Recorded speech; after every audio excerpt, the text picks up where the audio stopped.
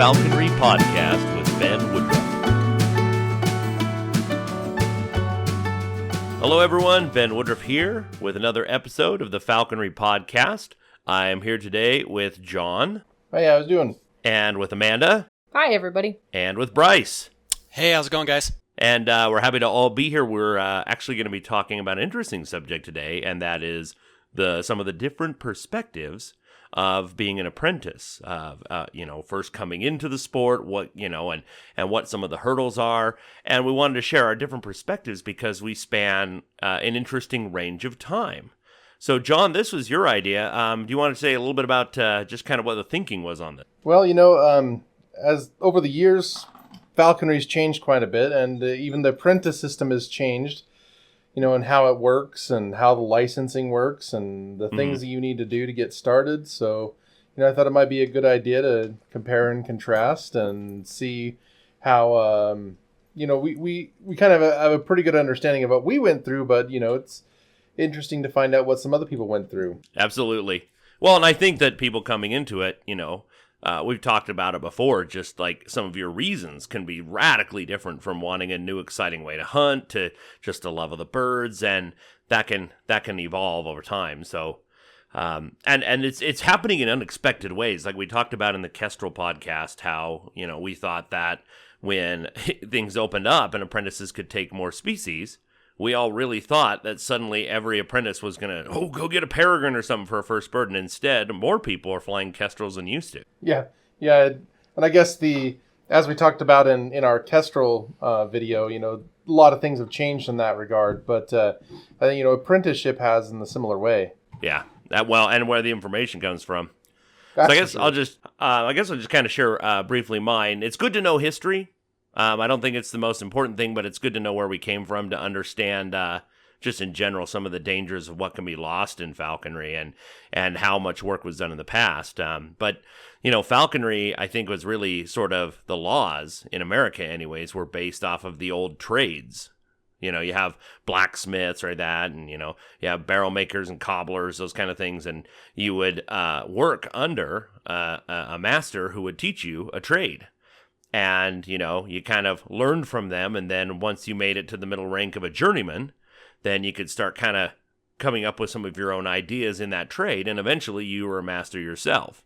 And that's sort of the same mentality that went into it. You start as an apprentice falconer legally, and then a general class instead of a journeyman, and then a master class. And, when I got into this, an apprentice, there was no internet to get information. There were books, but really your source of information was your sponsor. And you had to get a state permit, but you also had to get a federal permit. And it could take the better part of a year to get those things to line up. So even if you had taken your falconry test, had a sponsor lined up, had all your equipment inspected, had passed your test, had everything all filled out, you might be looking at 8, 9, 10 months before you had your state and federal permit. It's weird, and then you had to trap your first bird. So there was a heavy reliance on your sponsor to teach you how to trap. And if your sponsor wasn't willing to teach you much, then you're having troubles. That's why I wrote that trapping book, because, I wanted people to know how to trap. But, and we had to start with kestrels or redtails, which was different. And so most people wanted a red tail because it was like, oh, that's a real bird. A kestrel's just a toy. That was the attitude back then. And everybody was clamoring to someday get a large falcon. Maybe a goshawk, but most people were focused on someday getting a peregrine falcon or a prairie or a peregrine prairie hybrid or something like that. That was the whole mentality. And so people viewed a red tail as the first step. So it was an interesting experience. It's a bit different than today. Yeah, and even then, especially when you got it, regardless of whether or not you flew a red tail or a kestrel, you were expected to have a full-size muse. I totally forgot about that. I own so many birds now. But yeah, it's like you had to, if you were going to have a little kestrel, you had to have a muse big enough for a red-tailed hawk.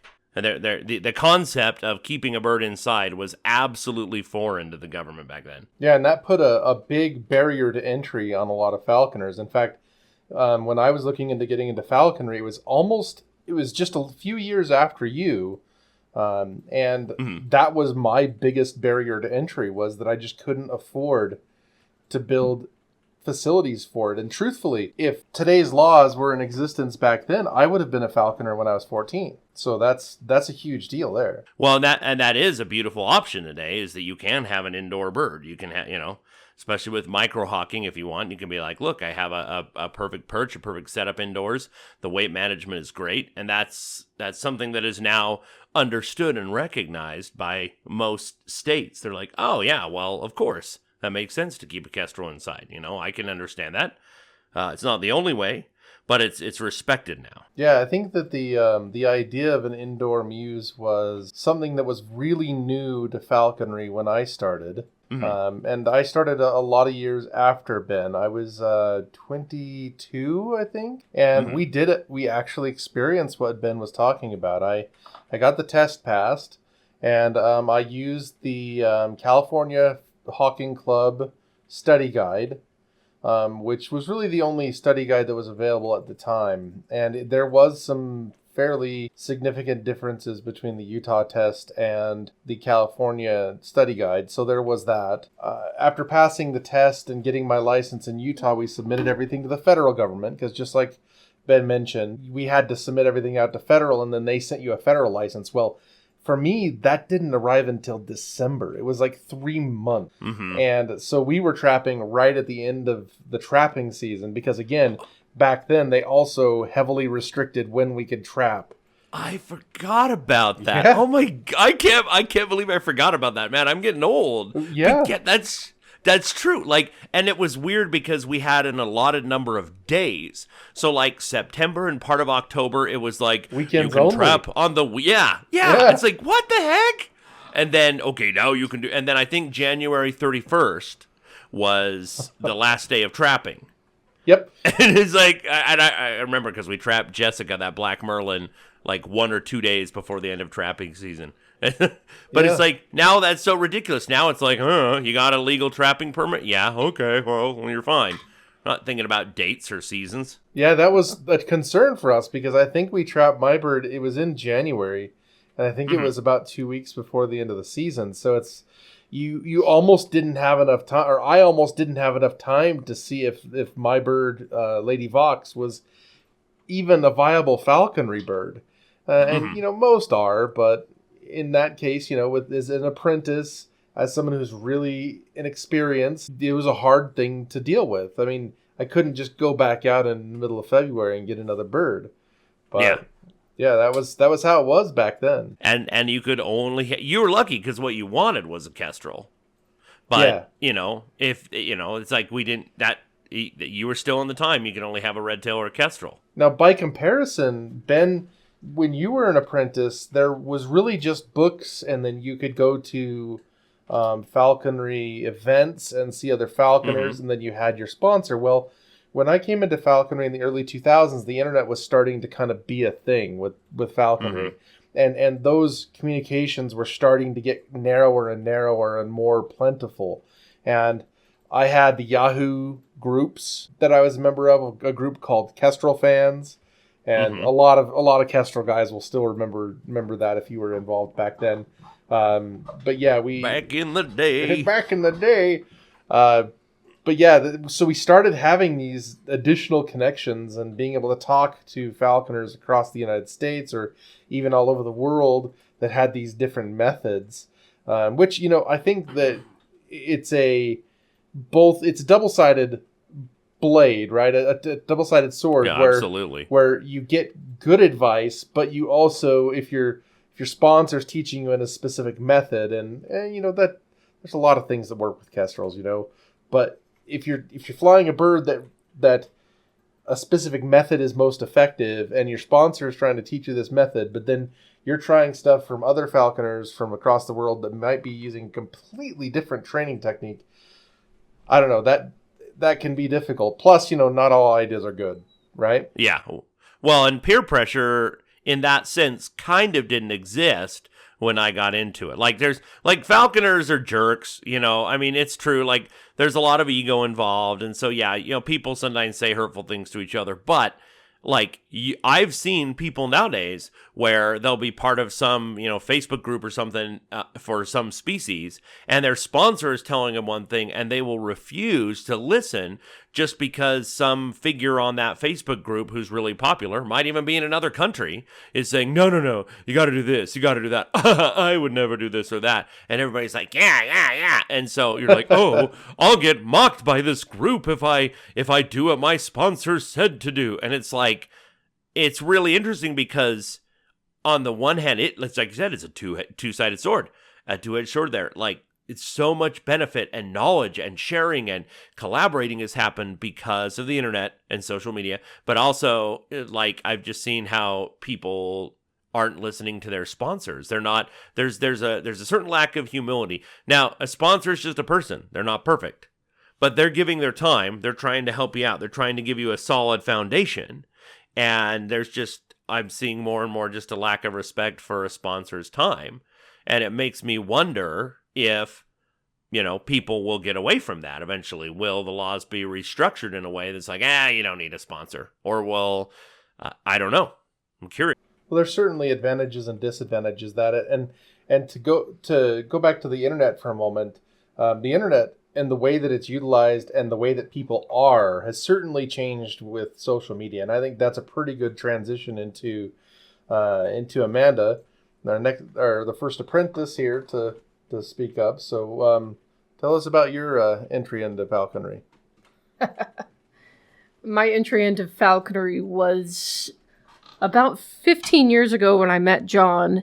In fact, I'd never heard of a falconer, and the first time that I ever met him, he was, what's a I'm a falconer, this is what I do. And I thought, well, that's pretty interesting, go ahead and take me out hunting and let's get a feel as to what this is. And It was a pretty immediate interest in it. I absolutely loved all the birds and that you could hunt with birds of prey. And I'm a rancher's daughter, grew up and born and raised on a farm and a ranch, and so been around animals my entire life. And so when you can actually see what they do and see a different side of things, that was a really interesting concept to me. And I spent a lot of time with John after we were married, going out trapping with him. And so for the first many years of our marriage, although I wasn't a licensed falconer, it just wasn't something that was plausible at the time for me to do. I would go out with him and other falconers and go trapping. And I got a love for that and just a really big experience with trapping. And so John mentioned earlier, and Ben, you also mentioned, that you think that apprentices should trap their first birds. And now we can purchase them, which is a really big difference from you. But I also agree that we should always trap our first bird because there's just something so visceral about it. Going out and seeing how you do it and the proper ways to do it and the safe ways to do it. Because there's obviously some pretty horrible ways of, getting a talon to the face or the hand when you're getting that bird off that trap. Or, the whole taming thing, taming a wild thing. It's pretty cool. Yeah, especially if you're trying to get a red tail off of a trap.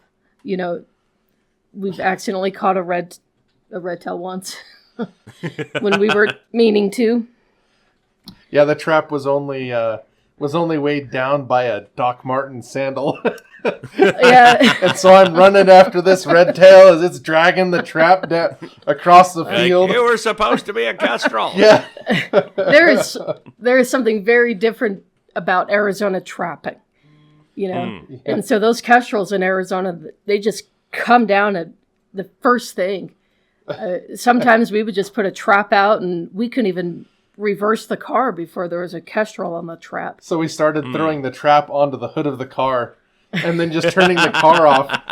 And, I wish that we would have had better cameras at the time because I think we probably caught 2 kestrels just right on the hood of the car. Yeah. Uh-huh. Oh, that's awesome. Well, we didn't know there was a red tail. Yeah. It took off with the trap. We got it back. But so, Amanda, did you have any specific bird that called to you, so to speak? Was there because you came into it kind of an interesting route where you were introduced by the man you ended up marrying. So, I mean, once you got into it, have you been more drawn to the love of the sport, or is it more like, hey, I'm really wanting to fly, fill in the blanks? Well, that's a really interesting question. I would love to be able to fly a golden eagle one day, but that's all dependent on circumstance. Do I have the prey? Yeah. Do I have the area in order to do that? As of right now, we live in the city. It's really hard to go out and find prey. It's really hard to find the time with my schedule, being a mom, being a teacher, going out and getting that time just to find time to hunt. And so right now, I have time for a kestrel because they're really easy to go out and find a group of starlings and put her on some starlings. And so it's really successful. I believe that you need to fly the bird that you have the prey for. So if I don't live in a place where I have prey for a specific bird, I won't be flying that bird. Well, that's a very logical, sound approach. I think that's a very healthy attitude, to kind of say, hey, I want to do falconry. What bird should I fly based on my circumstances right now? And still always having the goals, reaching out for what you want to fly. Right. And I know that you guys had talked about the types of books that you guys had read and, the things that you were able to study for. And I also used California Hawking Club's book in order to study. And that was back when John and I were first married. But then in order to study for the test here in Utah, I actually purchased on Kindle Dr. Sean Rowland's The Utah Falconry Exam Prep Guide. And that's pretty much what I used exclusively. Everything that was on that test was in that guide. He did an amazing job of preparing me for what was on the test. And I've even referred back to it later on. The bird is acting funny. It's doing something funny. Let's look on here. Let's try and diagnose it and then talk to John, talk to you, try and figure out what was going on.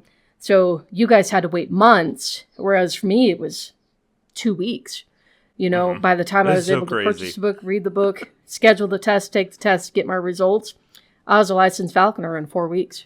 Yeah. Wow. Every time we would go from one place to another, like, hey, we're going to drive up to my parents' place in Logan, she would be like, hey, read me test questions.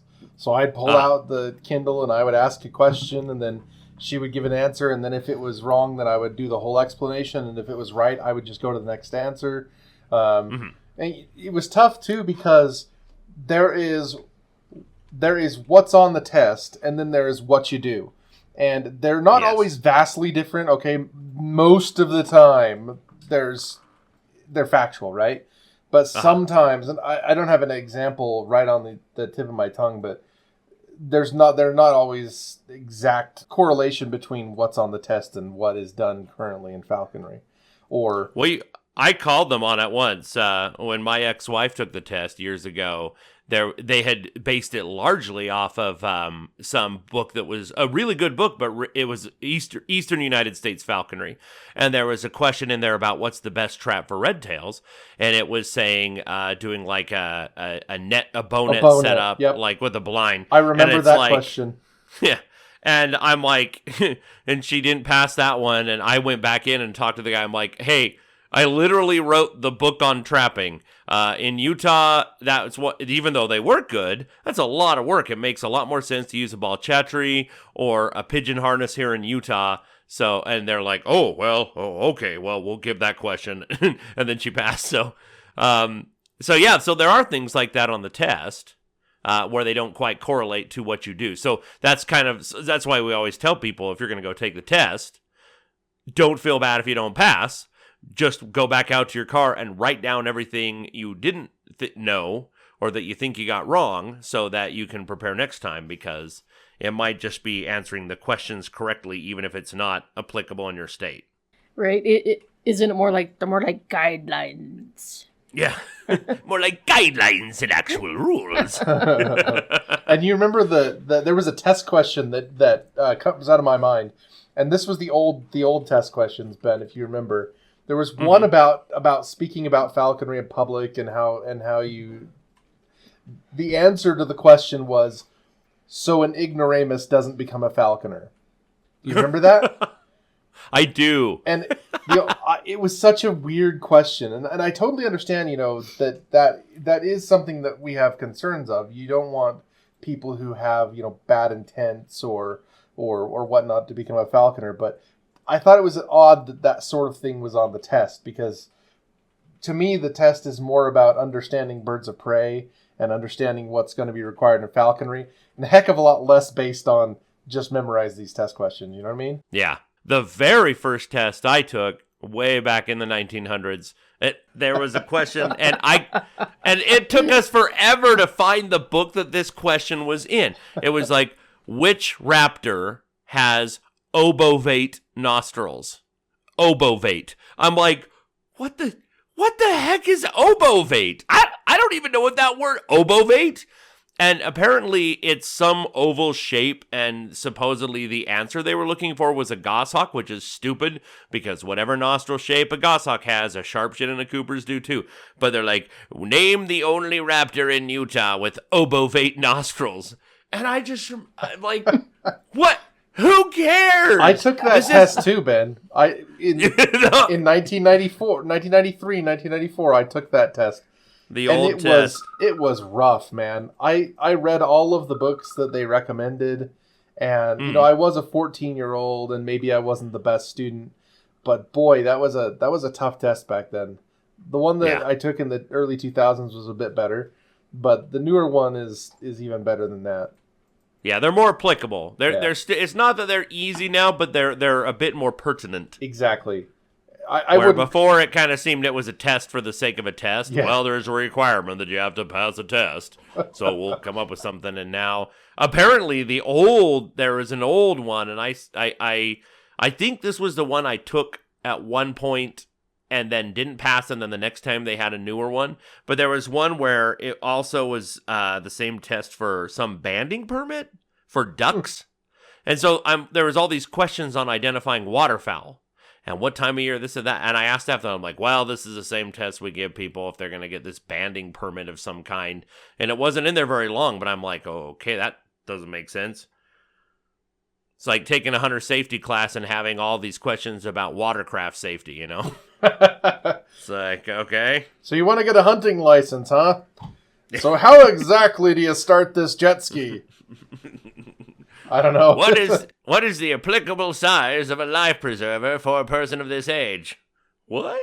42. So you and I were nut jobs from the time we were little kids. We were obsessed with birds. We read every book we can. But Amanda, for you're an animal lover, but you didn't have a lifelong obsession with falconry. Was the test? You had somebody great to study with, and you are a teacher yourself. I mean, you are a studious person. But did you find the falconry test to be difficult? Yes and no. The first time that I took it in Arizona, it was difficult, but I was also 8 months pregnant and had a whole bunch of other things going on. The second time, I think the most difficult portion of that test is trying to pass all of the health questions. Because there's just so much to know, and obviously that's the most important part, because a bird can be healthy 1 minute and the next minute it's turned on a dime and it's not. And so that's obviously I think it's the most important part that you need to know. And so I'm glad that it's on there and that it is the most difficult part, because if you don't pass it, then you don't need to be in possession of a raptor. And so you do need to be very studious when you read those parts, and you need to know exactly what they're talking about. You need to know how to pronounce the names. You need to know how to look for things. You need to get hands-on experience with how to diagnose a bird. How do you check for frowns? How do you check to see, if something's going on? It's extremely important, because they can just turn on a dime. Well, and if you're thinking about falconry and you're listening to this and you don't know much about it yet, one thing you should know that's really important that Amanda just said is self-diagnosing, because most vets have very little experience with birds of prey. This is very true. Yeah. We went in to get a health inspection for a bird that we were taking from Wyoming to Arizona after John and I were married, and we needed that health inspection, and the vet was like, well, you tell me, what should I be looking for? Mm-hmm. And we're like, well, you need to be looking for this, this, and that. And so we basically did the health inspection, and they just gave us the certificate. Yeah. Just walk in there, sign the paper, please. I know everything. I know more than you. Just sign the paper. It's true. It's true. It's like you need the signature. Which I think is so lame because, like, sorry, I don't mean to interject, but No, go ahead. I love, like, everything about, like, Harris Hawks, right? Like, love everything about them, and I think they're amazing. But it's like, if I want to go get a Harris Hawk from, like, let's say the Colsons, who are, like, the best breeders in the United States, right? It's like, it's such a hassle to get them here in Utah because you have to get a health permit and all that crap. And it's like, what is the point? Why? You know, when it's like, you're just going to go to a vet that it's like, most falconers know more than vets to be able to diagnose these birds. I don't know. Anyways, little tangent and rant. Sorry. No, it's totally true. It's and that whole thing, even with the health certificates, can be really frustrating because a lot of times that, you know, you have wild birds crossing state lines, no big deal. You have people with any other kind of pet, a parrot. I crossed a few months ago from Idaho with a macaw and didn't have to fill out any paperwork. It could harbor a disease. Dogs, cats, people don't care, but they do with birds of prey. And the funny thing is they will say, yes, I've looked at it in the state of origin, and people coming in, it's like, okay, the agency reviewing it as it comes in don't even necessarily look to see whether or not the bird was healthy. They just are satisfied that an inspection happened. It's like, well, what if the health certificate says this bird may have such and such disease and may be hazardous and I don't recommend it to come in? Well, as long as it had the inspection, you know, it's kind of crazy. Yeah. So it's something that's meant well, but it just seems like it isn't very well thought through, even though the intentions are good with that. But so, Bryce, you want to tell us a little bit, what has your experience been? You got into falconry fairly recently. Yeah. So I got into falconry very recently, but I've been trying to become a falconer actually since I was not trying, but off and on trying. And I've been interested in falconry since I was about 12 years old. And I actually tried very hard to find a sponsor in California. But the thing is a lot of people I found out in California don't really want to sponsor a 14-year-old kid. That I tried again when I was 16 years old. I actually got certified as a scuba diver, right? To go scuba diving in California. And there was even a guy in our dive club that I knew only lived 20 minutes from my house. And he refused to sponsor me because said that as soon as I heard, this is literally what he said. He's like, I don't want to sponsor you because last time I took someone out, they freaked out when my goshawk killed a rabbit because the rabbit screamed. And so he's like, so I don't want to take you hunting because I don't want you to freak out. And I'm like, dude, I'm a teenage boy, right? I take my pellet gun out and it's like hunting is not new to me. Like, I can handle it. I spearfish. I do like all this stuff, right? Like I can handle it. And he just refused, wouldn't do it. So then I kept trying to look. And that was like back when they just you called and they gave you a list of people to call. There was like no Facebook groups. There was nothing. Like you got a list of people to call and you called them and you left messages. I got 0 people to call me back. And I called maybe like 25 people. 0 people to call me back. So that was kind of discouraging. So, I just tried to find, just tried to study as much as I could and just read about them and did all that, and then I got a little older, went to college and, kind of got into some biology and stuff like that. And then I ended up going into, anyways, long story short, my wife's dad, his cousin is a falconer, and he actually is, his brother's up at the McBride. Jonah McBride, his brother lives in California. And so that's kind of got me back into it, where I was like, oh, cool, I'll go out with you. And he took me out with his peregrine. And this was, I think, the first time that I actually saw a bird like fly in falconry, right? Like I obviously watched them and looked for them all growing up. And, but I saw them, they threw up a pigeon. The bird went up, like 800 to 1,000 feet up, and then just wham and hit this pigeon, and literally the pigeon disintegrated as it hit it, And I was like, this is amazing. And so I then started making preparations to try and get, to become a falconer, right? But when I came back up to Utah, I kind of lost contact not with the McBrides, but I was like, I got to get my landscaping done. I'm not quite in a time in my life to kind of really dedicate, like, because it's Falcon. A lot of people don't understand. It's a big commitment. It's not a commitment. I think it's a lifestyle change. Honestly, really like it really is a lifestyle change. Like it's not just like, oh, I want to get into this hobby. It's like, no, I'm going to change. This is what I want to do. Like this, I'm so passionate about it. I'm willing to get rid of all my other hobbies and have all my other hobbies melt away to this be my main focus, right? And so, and when I do something, I mean, John's seen my Jeep, so when I do something, I don't do it like half-a, like, so I like my two hobbies, falconry and Jeeping. Those are like the only two things I do, right? One is I do in the summertime when my bird's going to be molting, the other one I do in the wintertime. So, anyways, and so, yeah, so I knew I wanted to give like the bird the respect it deserved, right? Like, and get my full attention. So I had all my landscaping done in my house, and then I was like, okay, cool, yeah, I'm going to try this. And then I started kind of just browsing Facebook, and I actually ran into someone, Jason Norman. He's another apprentice. He's very popular on the YouTubes. And I actually ran into your videos too, Ben. So you and Jason, but I didn't know you were in Utah at the time. I only knew Jason was in Utah at the time. And so I actually just was like, hey, I'll give this guy a message and see if he'll let me go out. And so went out with him, and he's like, hey, you should join this falconry page. And so I joined the Utah Falconers Association, and then also the Utah Falconers Apprentice Facebook page. And Craig Boren actually was like, hey, so why do you want to join this page? And I was like, well, because this, and this.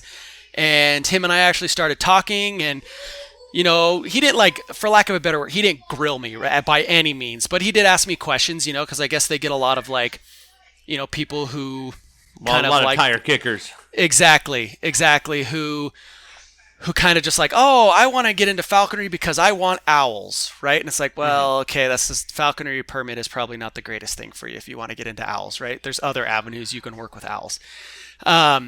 You know, and so, anyways, that being said, you know, him and I talked, and I was like, hey, I'd love to come hunting with you. And so I actually went hunting with Craig. And I think what a lot of people don't understand is like, oh yeah, I want to be a falconer apprentice. It's like, well, you got to put in the boot work, right? You got to put in the leg work. You got to. So I went out probably like 30 times with falconers before I even thought of asking for an apprentice or for a mentor. The problem is, you were showing that you really meant. Yeah. The problem is, though, I decided to do it during the Corona season, right?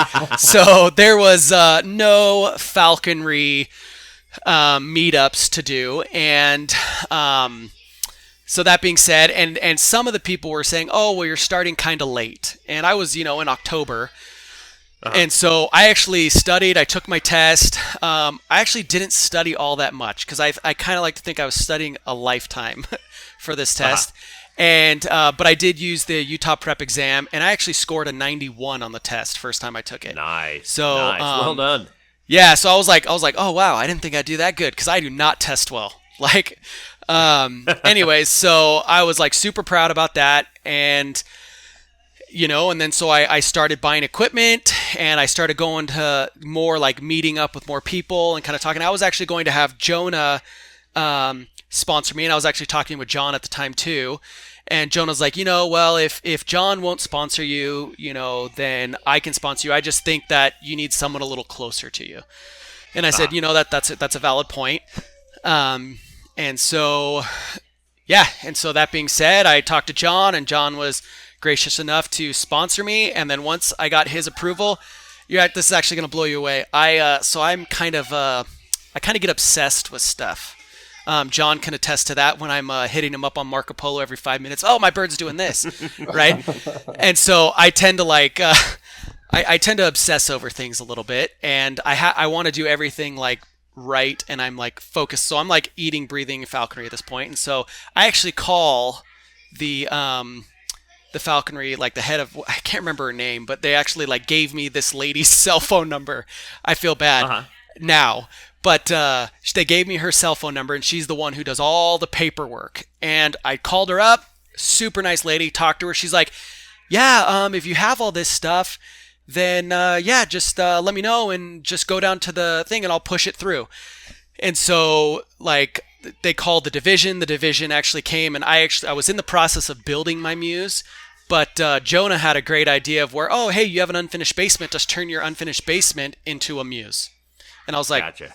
Okay. So I did that. I threw down a padded tarp, some foam, tarp. I put 2 perches in there, and it had a window. And I was just like, hey, the bird's going to be tethered to these perches. And so for the first 2 weeks of having my bird, she was in that room actually down there.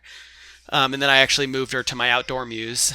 And anyway, so that got inspected. And from the time I took the test, got sponsored, and actually had my capture permit was 1 week. Oh my gosh.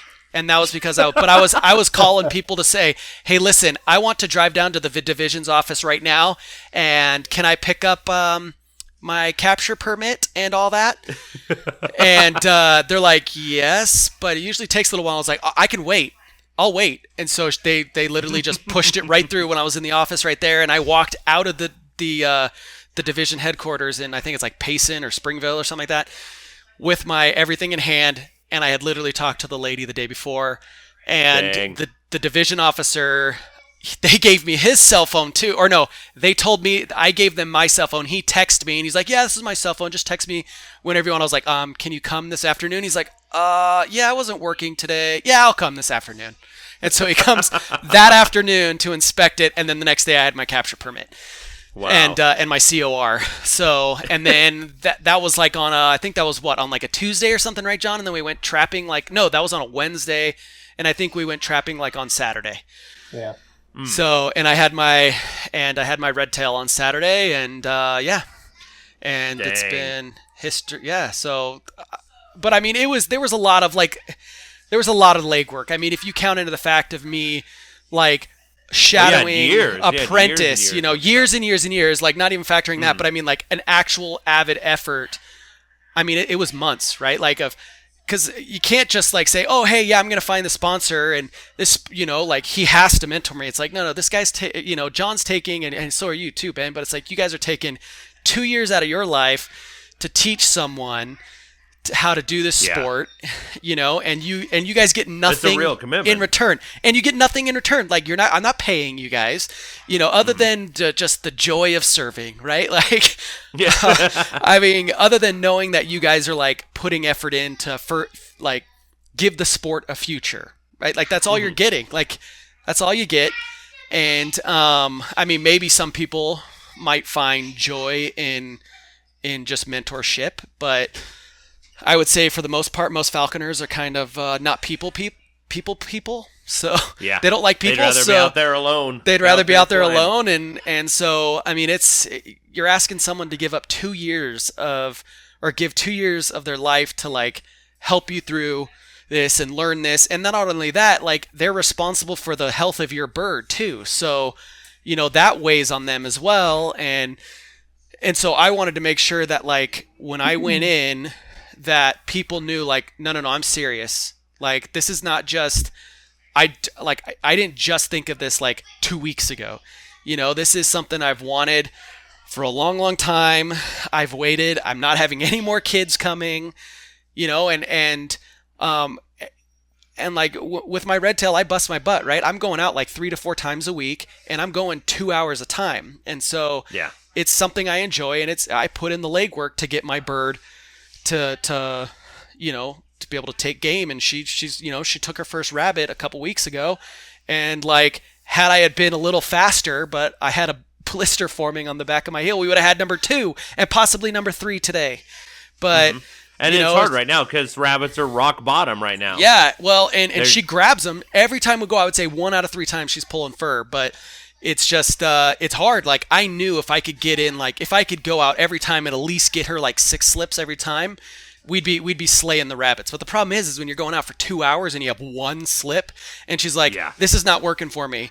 You suck at doing your job, And and so she's getting frustrated. She's like, "Screw this! I'm gonna go hunt by myself." And you're like, "Oh crap! Now I'm on the bird's time, and I gotta go play chase the bird, right?" And so, so I have a red tail, and so it is a little hard for me to find game for her. But I am set up in a good spot to find game. Like in my front of my house is like a huge sagebrush field for probably, a mile, and so it's loads of sagebrush. Just down a little south of me is more sagebrush, and so I'm in a really good place for a redtail, probably even better than a kestrel, because a kestrel, if I wanted to go find starlings, I'd have to drive a little bit more into town, and so I am in more South Saratoga, and so Springs, and so redtail would have been good, and it has been good. It's just rabbits, because of the plague that's going around, the rabbit plague, rabbit Rona.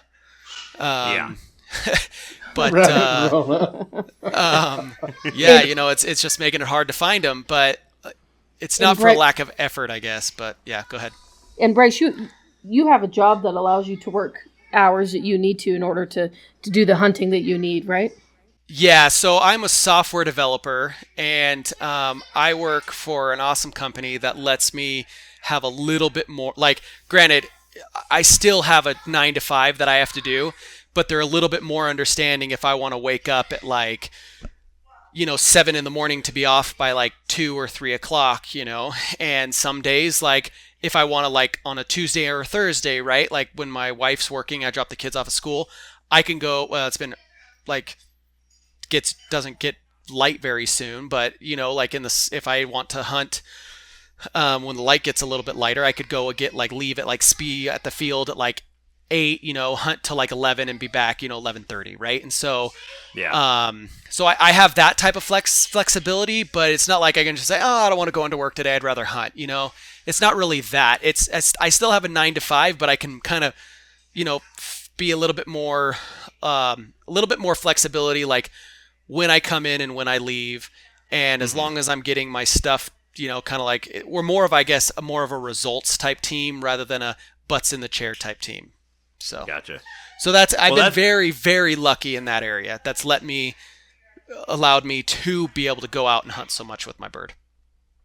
Well, that's a good point too. What your job is and what your prey is can totally change it. I used to have a job that worked really well where I could fly big falcons 3 times a day. Once in the morning, put in 4 hours of work, and then go fly them twice in the afternoon. It was great. And then I cut back my long wings and took a break from them and just did hawks and eagles when that was no longer an option. When it's no, you got one time in the afternoon to go hunt. Yeah. So it's definitely consideration that it sculpts the way you do it. But a lot of people I know many people who have chosen their job for falconer. They want a bird that they can take with them to their job, or a job that does allow a lot of flexibility like that. I'm seeing a lot of 7th graders with talons in their face. Yeah. Teacher? Yes. Why is your hawk killing me? Because you're obnoxious, kid. Okay, now go sit down and we'll pry the talons out later. Don't worry, the scars, they build character. They build character and make for great story. That's when you just need to bring an imprint to class, right? Just bring one of those, an imprint goshawk, and then that'll teach some of the kids to stay in line. An imprint Coopers for a yeah. Oh, that's even better. Yeah. See, what we need is a hag, just a 2nd-year goss with those blood red eyes. Yeah, thank you. Yeah, just staring him down. You better behave, or else. That might be the best classroom management tool. Yeah, and the work thing has been something that's been a challenge for Amanda here in her 2nd year. Because she just became a full-time teacher earlier this year, and that's, teachers work long hours. But the good thing is that if she's doing an imprint or something in the summer, plenty of extra time. And heck, maybe Ben will get Amanda doing a reverse molt Sharpie. I got a Sharpie. There's an idea. Yeah. Maybe we got another reason to be looking for Sharpies this year. Mm-hmm. We see one in our neighborhood all the time. We just can't nail it down. So for those of you who are looking into falconry, it's normally a fall and winter sport. And that's really crummy because the days are shorter in the wintertime. And so if you work a normal 9 to 5 job, you get off work and it's already almost dark and you don't have time to fly. So in the summertime, the birds are molting. They're growing in new feathers. And a lot of the legal game species, you cannot hunt them.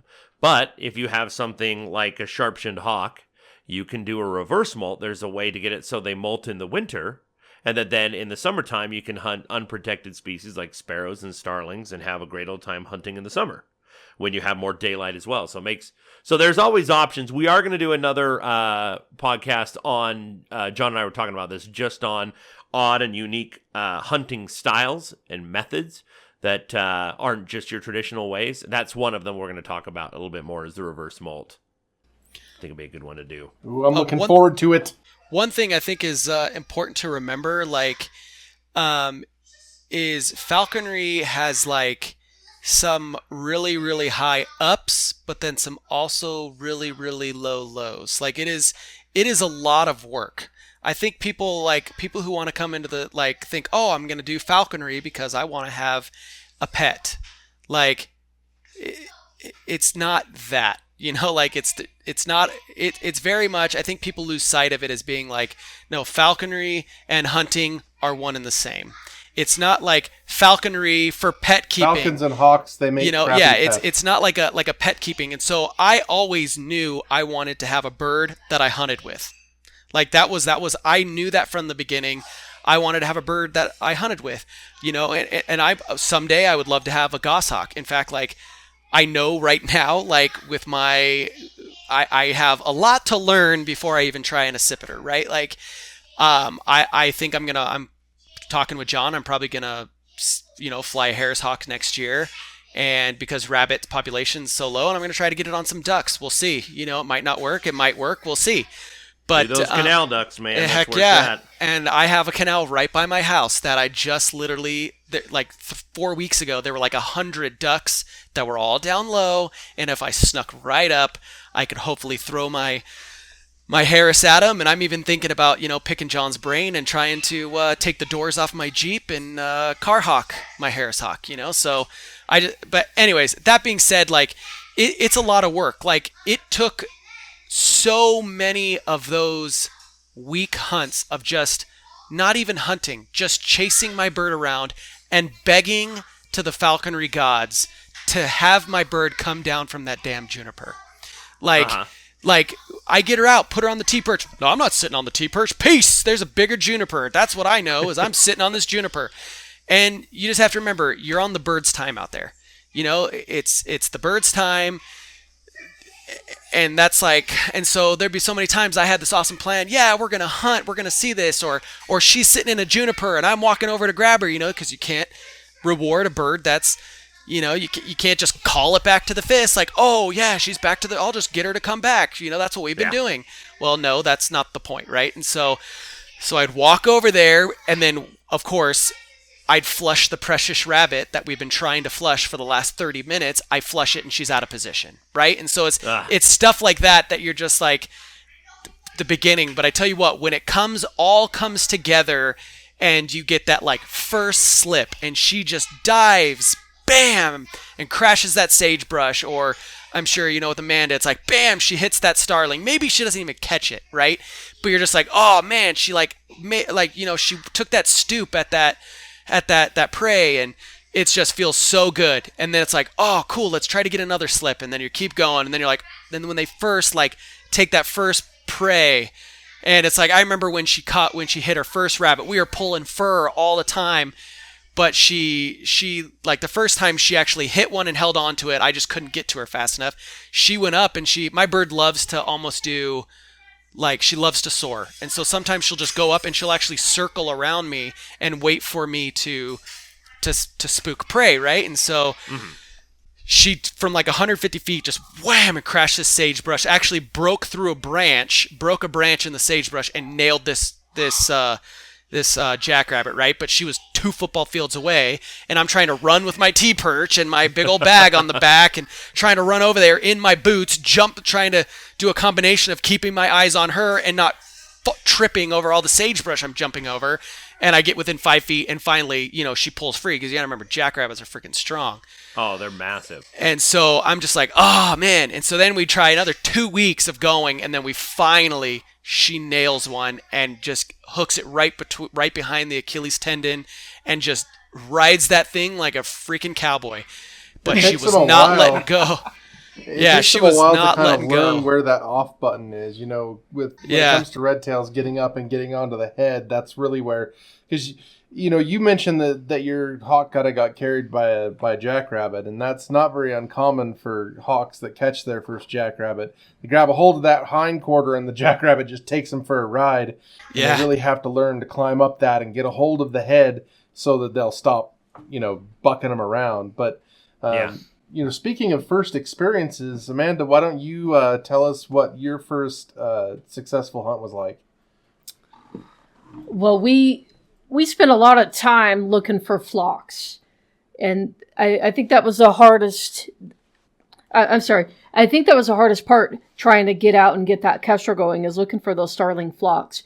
And so we were as much learning as she was, because we would go from neighborhood to neighborhood looking for any group of birds on the ground.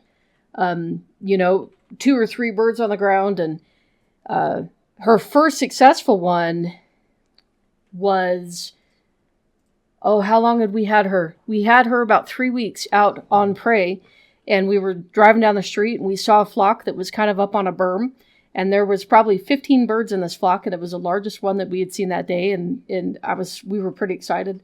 So we flipped around, and John was driving, I was car hawking in the passenger seat, and it was like the perfect slip that we could have asked for, because the birds weren't paying attention. It had just rained, and so they had come down. They were hungry. They were looking for any food. They were trying to take baths in the little puddles that were on the grass and on this berm. And so when we let her out, she just took them by surprise. And we had all the speed, and it was on that berm, so they really couldn't. They had to get up and out. They couldn't just fly horizontally. They had to get some height.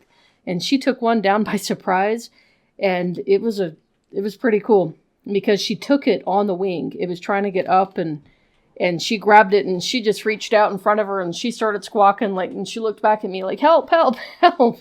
I don't know what I can do with this big old starling. Yeah, our biggest problems finding game was the fact that I kept taking her to neighborhoods where I used to hunt my kestrels, but that was, 15 years ago when I was hunting kestrels back then, and the flocks weren't in the same places that they used to be, because, as the city kind of grows and the neighborhoods change and everything with time, then the flocks change their positions because they find places that are better.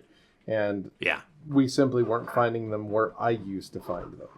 No, it took a lot of different skill in order to learn where they were at.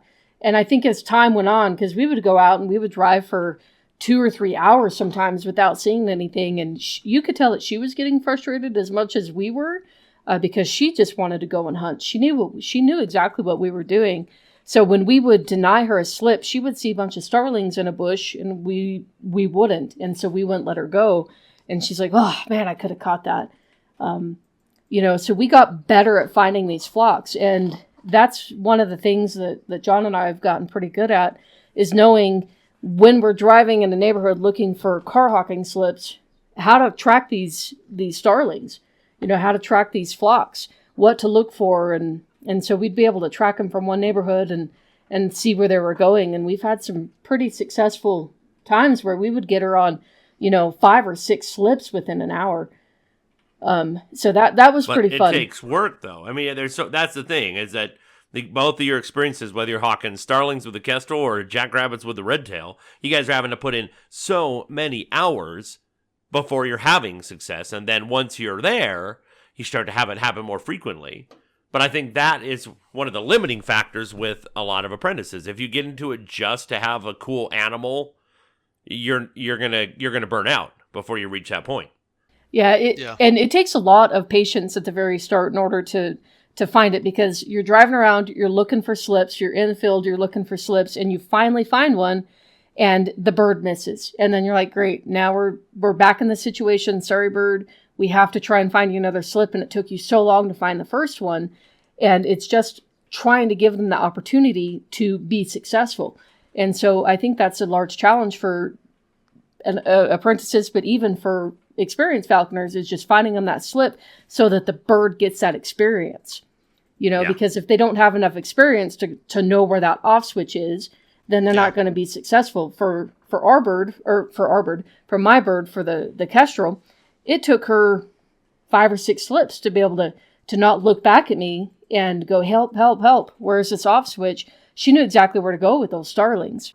And she would be able to gain the skill, and then she was confident when she knew she could do it. Yeah, she was able to just take it right down. But, she would have never gone after those starlings in the wild. That's not something she would do. And that's one of the neat things about falconry is trying to encourage a bird to do, greater and loftier things, to tackle prey that is larger or, faster or stronger than they normally go. Not that they can't do it in the wild, but they're as lazy as humans. Right. I very rarely run down cattle, jump up on them, and start biting. Typically, I buy a hamburger. Right? If you see a kestrel going after a starling in the wild, you're like, that's a falconer bird. Yeah. Well, and then if you factor in the fact that, like, starlings have a giant spear on their face, that, like... And like, so that's it's intimidating. At that size to a kestrel, that's hugely intimidating. Yeah, I mean, it might be the equivalent, Ben, if you're running after a cattle, if that cattle was like a unicorn.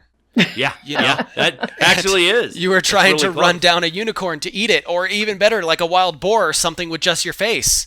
Yeah. So I mean, it's got, like, we're asking our birds to do. I mean, granted, our birds are a little bit better equipped for evolution has made them, better equipped to take down things like a unicorn. But yeah, I mean, it's so rewarding though, right? Like, when you've been trying to, like, build up your bird's confidence and, like, say, hey, listen, you can do this. I know you can, and I'll show you how. And then they finally do it, and as an apprentice, it's like what Amanda was saying. It's like, it takes us a long time, to learn, like, well, what do I need to give my bird the right conditions to succeed? And it's like, because you don't know what you don't know, and you learn by making mistakes. And so I've made mistakes, with my bird. And, and John helps me when I'm like, hey, I think I made this. And then John's like, okay, we'll adjust here, and then also another thing too is what's been awesome is John, he doesn't claim to know everything, right? But he tells me, like, he's like, I'm not 100% sure on this, but you can talk to so-and-so. And so I think that's also important for a mentor to step back and be like, I don't necessarily, like, cause I'm flying a red tail and, John's flown Harris Hawks, and I mean, he's probably said what he's flown, but, like, he might not be the 100% most knowledgeable red tail person, right? And so he says, hey, you might want to go look for, if this might be this thing I don't really understand. Try asking this person, see if they have some different ideas than me, and then let's chat, And so then we do that and we chat, and then we kind of troubleshoot a behavior that I'm seeing that, might be unique to my bird, And so that's also another awesome thing that I think John's been really humble to say, hey, I don't understand this, or I don't know this. Let's ask some other people. I think you might know more than me about hunting red tails already, Bryce. That's why that community is so important, though. That's why it's good to go into falconry. You can be strong and confident, but it's good to also be, open-minded and humble, and just be like, hey, I want to build in this community. And some people are going to ruffle your feathers and vice versa, but it's like, if you're like, hey, I'm open-minded and I want to learn different skills from different people, then, that's the best way to go. The best way to go is to try to build a friendly, cohesive community of falconers that can share their expertise. So, one thing, Ben, that's a huge advantage over how maybe the apprenticeship was handled when you and I were apprentice and mentor, and today, is some of the additional tools that we have. A good example is text messages and Marco Polo. And the reason why is that when I would have a question, I would usually try to get a hold of you via the telephone. This was really before everybody had cell phones. I think you might have had one. I don't remember. Not back then. Your cell phone has always been more of an electronic answering machine anyway, because you're always busy. You've always got stuff going on. So, but the neat thing has been text messages, because you can drop someone a text and they can see it at their own inconvenience and send messages back. And also Marco Polo, where you can literally just pick it up, look at the screen, ask a question, and then you can even show them, hey, this is what's going on. Here's a video of my bird, what's happening. And that's enabled sponsorship to occur with a little bit more distance between you, right? Because that really wasn't possible when I was your apprentice. And also, too, what's cool is, like, I can say, oh, what did John say about that? And instead of bugging him again, I can go skip back and say, oh, yeah, that's what he said. Or watch it a couple times to say, okay, all right, I'm digesting this information, like step by step. And so it's been amazing, because I can feel like I can ask John, I'm not bugging him, he can get back to me, and then I can watch it. And yeah, it's been phenomenal. Yeah, the tools are there now to have the best falconry that has ever occurred in the history of humanity, right? From GPS transmitters to interconnecting all over the world, sharing information and being able to text or do, live videos with each other or watch YouTube videos that give information, and all of it is there. The wilderness is getting smaller and smaller, but our ability to practice the highest caliber of falconry is getting better and better. Yeah. Yep, absolutely. Speaking of technology, sorry, I don't know if we're coming out of time, but no, I was just going to say, the one thing I didn't really, John kind of is like, you might want to get this, but I didn't, because I was like, I'm going to save up for it, was telemetry. I was like, no, I'll be able to do bells. Bells will work. Well, my bird decided she wanted to take a vacation from falconry today. So, so I get to go try to find her tomorrow. Thankfully, we were just hunting in the field in front of my house, and she loves these telephone poles. And she flew up to the telephone pole, and I'm trying to, be the good flushing dog that I'm trying to be, and flush all around us. And I literally turn around to pull out the lure to then take her back to my car, and she's gone. This is in a matter of like 3 minutes. And she's just gone. I turn my back 3 minutes, walk up the hill, turn around, she's gone. I pull out my binoculars, because I always go with binoculars, looking on every single telephone pole, every single thing, and she's gone. So I spent the next hour and 30 minutes trying to find her, and it just happened to be that when I bought my telemetry, it's on back order for 3 weeks, and my GPS is not going to be here for 3 weeks. So I should have got it. I should have just factored that in as a cost of the apprenticeship. But I was like, I really want to get into it. I just spent, $1,500 building my Muse, because I built a really nice shed, because my HOA is like, no, you have to build a really nice one, and buying some nice equipment. And so, yeah. And at the time, Corona, my wife, and so the economy's not what it used to be. And so, yeah, I was trying to save money, but telemetry is not something you want to skimp on, in my opinion. I've learned that now. We're talking about making mistakes and learning, right? So hindsight's 2020. Well, I can tell you what Ben taught me a long time ago, and that is that falconry can be as expensive or as inexpensive as you decide it to be. You can make your own gear. You can even build your own telemetry. I built my own telemetry. It's super cheap. It's not as nice, but it does function. So, and this is directed to other people who might be listening that are interested in becoming apprentices. You don't have to have the expensive stuff. GPS is wonderful. And I am really happy that Bryce is getting GPS, because it's going to be amazing for you. It is something that will change your falconry experience, because one of the biggest lows of falconry is losing a bird. And so that's going to mitigate some of those opportunities. But, you can do it cheaper. There are ways to do it cheaper. Make sure to ask questions. Make sure to research and find those different options.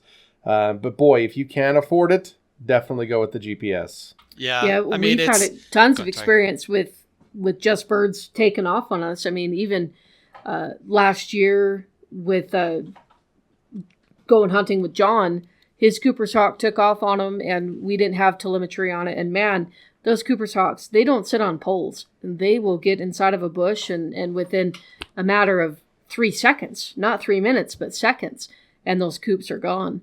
And bells are only good if you can hear them, Yeah. So if they're up 1,000 feet, or if they're sitting on the ground, you're not going to hear anything. And then, Ben, you took us out years and years ago with your, it was a peregrine.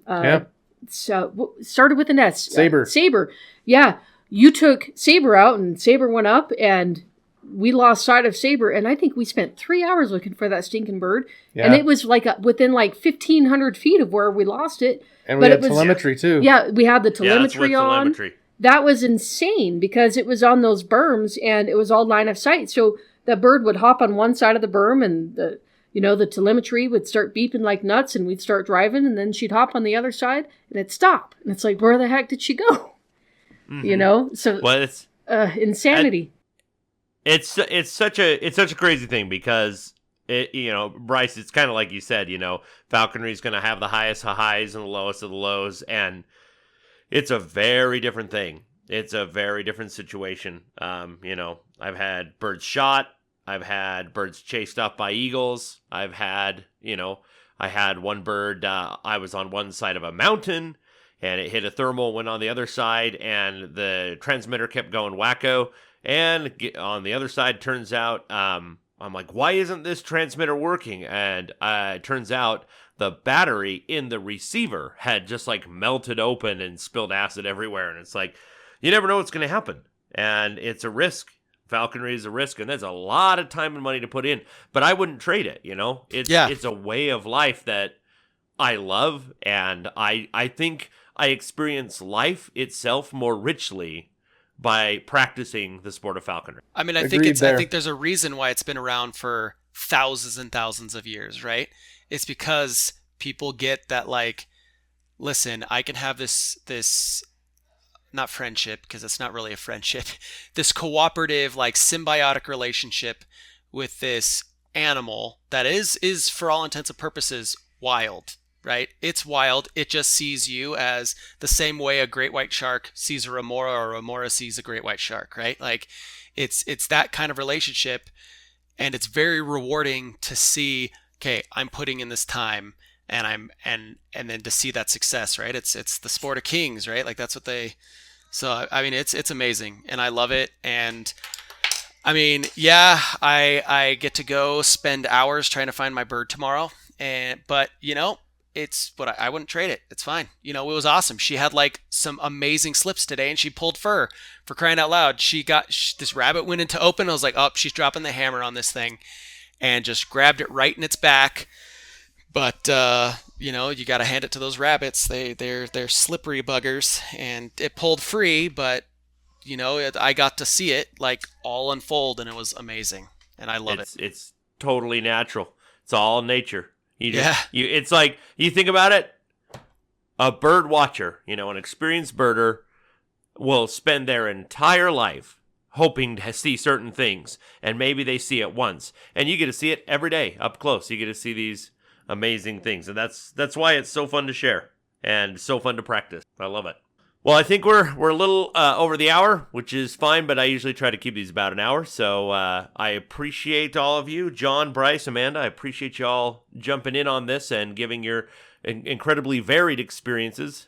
We span quite a bit of time, when it comes to the whole apprenticeship experience. So love to have Bryce and Amanda. I'd love to have you guys back on again sometime. Sure, anytime. We can talk about some field experiences. But we appreciate you all listening. If you haven't already, please hit subscribe and let us know down in the comments what other things you would like us to discuss on this podcast. And as always, happy hawking.